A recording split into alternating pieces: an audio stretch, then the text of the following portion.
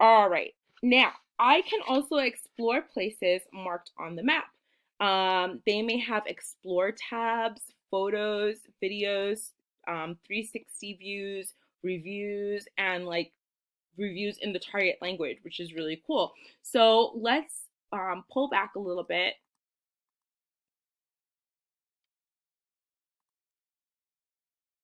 Go back to the map view.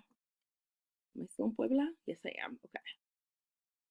Let's get a little closer. I'm looking for the museum. The museo.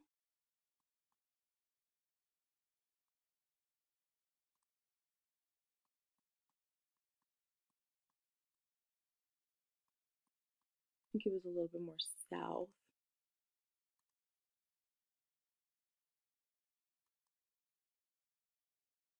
I bet there's someone watching like, it's right there. There it is. Okay, so we've got the museo, Museo Internacional del Barroco. And if you scroll down, you get the hours. You get a little summary of it. You get the hours, and then you get 360 views. And it's really cool because you can just kind of walk around and imagine that you're there, right?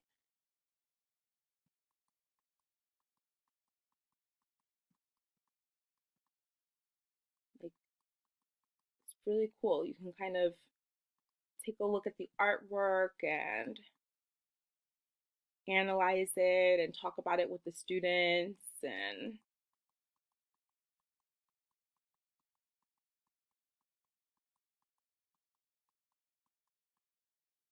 go through that.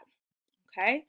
So I thought that that was pretty cool. There's also another museum in the city. Let me see. I don't think that's it. There's another one I'm going to show you guys later. Okay. There's two features I wanted to mention, and it's that you can save your map for offline and also that you can time travel, which is kind of interesting in some places. Where Google uses Google uses its data over time and it can give you a time lapse. So I might do another video just on those because those are really like packed topics. Especially the time travel one. So I might just do something on that later. All right, now the final bullet point. Um, I wanted to note that you can create a list of places that you like.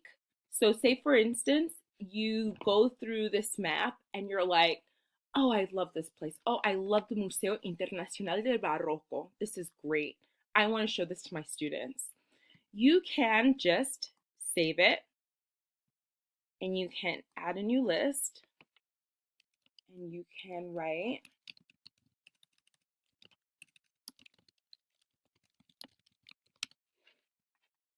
el 5 de Mayo, for example. And there you go. You've saved it now as a stop.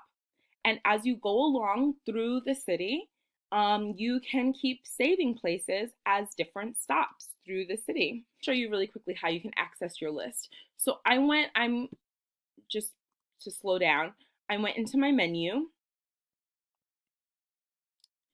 Then I went to my places